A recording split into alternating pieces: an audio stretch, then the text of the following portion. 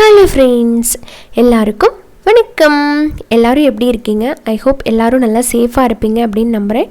இன்றைக்கி நம்ம நிக்கிஸ் கிச்சனில் நம்ம பார்க்க போகிற ரெசிபி நல்ல சத்தான, அதே நேரத்தில் சுலபமாக செய்யக்கூடிய, ரொம்ப கம்மியான பொருள் வச்சு செய்யக்கூடிய பொடிச்சு விட்ட முட்டை தொக்கு.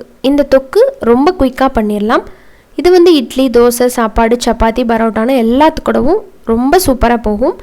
அதே நேரத்தில் இதில் சத்தும் அதிகமாக இருக்குது. இது எப்படி பண்ணுறது, இதுக்கான அளவுகள் என்னென்ன அப்படிங்கிறத பார்த்துடலாம் வாங்க.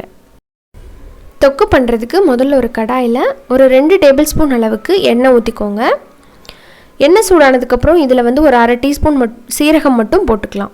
வேறு எந்த பொருளும் நமக்கு தேவையில்லை.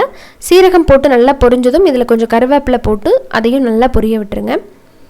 கருவேப்பிலை பொரிஞ்சு வந்ததுக்கப்புறம் 2 பெரிய வெங்காயத்தை நல்லா சாப்பரில் போட்டு இந்த மாதிரி பொடி பொடியாக நறுக்கி எடுத்துருக்கிறேன்.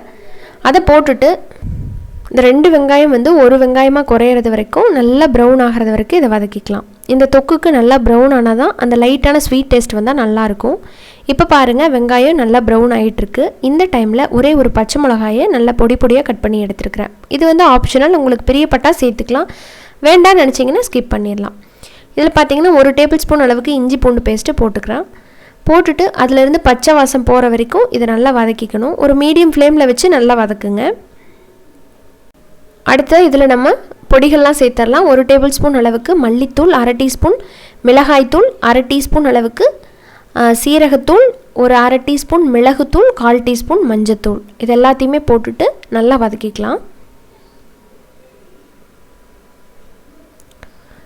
அடுத்ததாக இதில் 2 தக்காளியை அரைச்சி எடுத்துருக்கிறேன். அப்படி இல்லைன்னா ஒரு பெரிய தக்காளி நீங்கள் சேர்த்துக்கலாம். நான் மீடியம் சைஸ் அப்படிங்கிறனால 2 போட்டிருக்கிறேன்.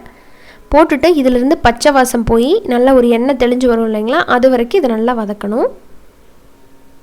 ஸோ இப்போ பாருங்கள், நல்லா வதக்கியாச்சு. இதிலேருந்து பச்சை வாசம் போயிருச்சு. இப்போ இதில் தேவையான அளவுக்கு, தொக்குக்கு எந்த அளவுக்கு உங்களுக்கு தண்ணி தேவைப்படுதுன்னு நினைக்கிறீங்களோ அந்த அளவுக்கு நீங்கள் சேர்த்துக்கோங்க. நீங்கள் எதுக்கு வச்சு சாப்பிட போகிறீங்களோ அதுக்கு தகுந்த மாதிரி இதோட கன்சிஸ்டன்சி அட்ஜஸ்ட் பண்ணிக்கோங்க. ஸோ கொஞ்சம் நேரம் நல்லா எண்ணெய் தெளிஞ்சு வர்ற அளவுக்கு கொதிக்கட்டும். இப்போ பாருங்கள், நல்லா திக்காக இருக்குது, நல்லா எண்ணெய் தெளிஞ்சு வந்திருக்கு. கடைசியாக தான் இதில் உப்பு சேர்க்கணும். உப்பு சேர்த்துட்டு ஒரு டைம் நல்லா மிக்ஸ் பண்ணி விட்டுருங்க. ரொம்ப கெட்டியாக இருக்கிற மாதிரி இருந்தது அப்படின்னா நீங்கள் கொஞ்சம் போல் இன்னும் தண்ணி சேர்த்துக்கோங்க. நான் இதில் ஒரு அரை டம்ளர் அளவுக்கு தண்ணி சேர்த்துக்க போகிறேன். நான் நினச்சதை விட ரொம்ப திக்காயிடுச்சு, அதனால் கொஞ்சம் தண்ணி சேர்த்து மறுபடியும் ஒரு 2 நிமிஷம் கொதிக்க விட போகிறேன். ஸோ இப்போ பார்த்திங்களா, இந்த அளவுக்கு நல்லா கொதிச்சு வந்துருச்சு. அடுத்தது இதில் நம்ம கட் பண்ணி வச்சுருக்கிற வேக வச்சு கட் பண்ண முட்டை, 4 முட்டையை நான் வேக வச்சு கட் பண்ணி எடுத்துருக்கிறேன். இப்போ இந்த டைமில் இதில் சேர்த்துடலாம்.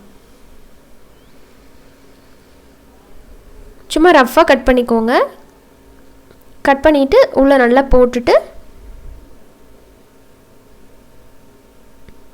இந்த மாதிரி அந்த மசாலாலாம் அந்த முட்டையில் செய்கிற மாதிரி ஒரு 2 நிமிஷம் நீங்கள் மூடி போட்டு குக் பண்ணிக்கலாம்.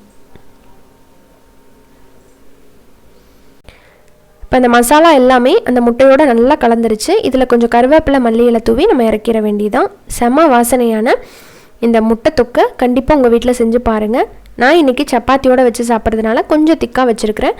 செஞ்சு பார்த்துட்டு உங்களோட ஃபீட்பேக் சொல்லுங்கள் எப்படி வந்தது அப்படின்ட்டு.